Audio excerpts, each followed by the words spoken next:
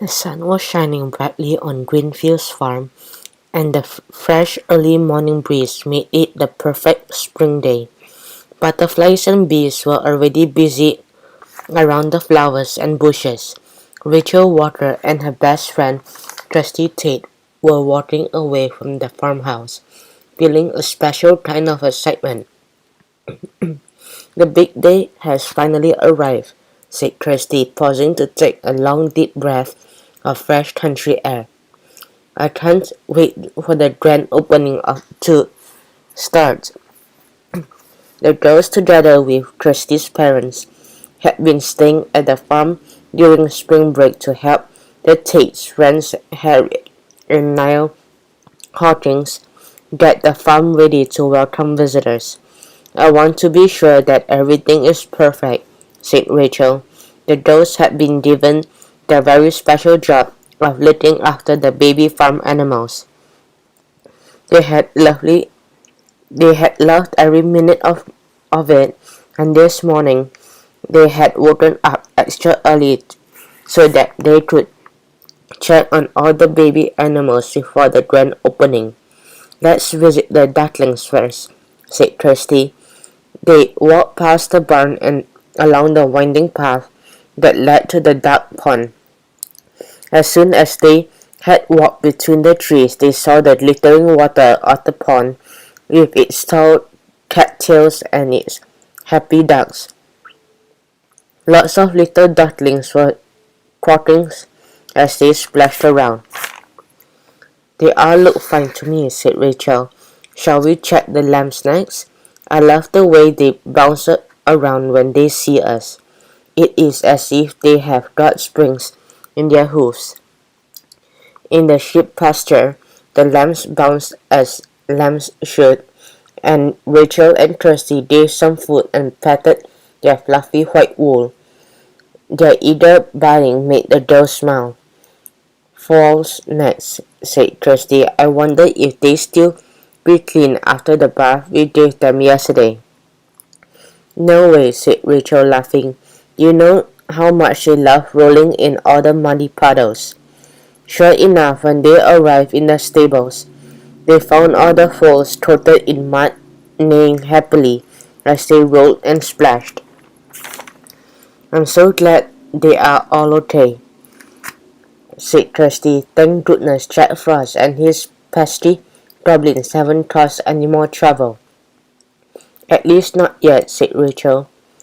On their first day at Greenfield's farm, Kirsty and Rachel had met the farm animals fairies and visited the fluttering fairyland farm, a magical farm hovering in mid-air among the puffy white clouds.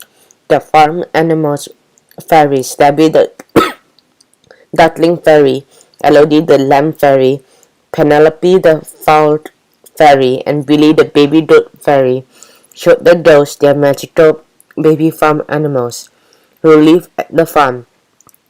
But while the girls were visiting the rest of the animals with Francis the fairyland farmer, Jack Frost told the magical farm animals Splashy the duckling, Fluffy the lamb, Frisky the fowl, and Chumpy the baby goat. I keep thinking about poor Snowdrop and the mother Snowdrop, said Kirsty. I hope they are getting a bit more love and attention from Jack Frost now. Jack Frost had taken the farm animals because he wanted his own private petting zoo at the ice castle. The Snowdrop and her baby Snowdrop were Jack Frost's pet, and they loved him to pieces. But Jack Frost had been so busy chasing after the magical baby farm animals that he had been neglecting the Snowdrops. Me too, said Rachel, but most of all, I am thinking about Billie the baby goat fairy. The fairies need all the magical baby farm animals to be safe, or they won't be able to look after baby farm animals everywhere. As long as Chumpy is missing, the fairies can look after the animals. Over the last few days at Greenfield's farm, Rachel and Kirsty had seen baby farm animals doing some very strange things indeed.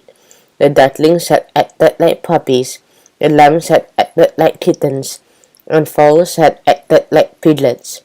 So far the doves had managed to get three of the fairy's magical babies back from Jack Frost and his mischievous goblins, but Chumpy the baby goat was still missing.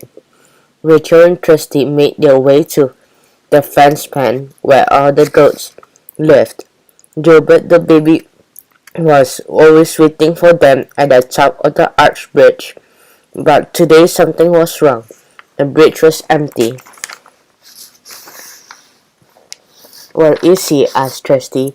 They hurried over that, and then they saw the little goat.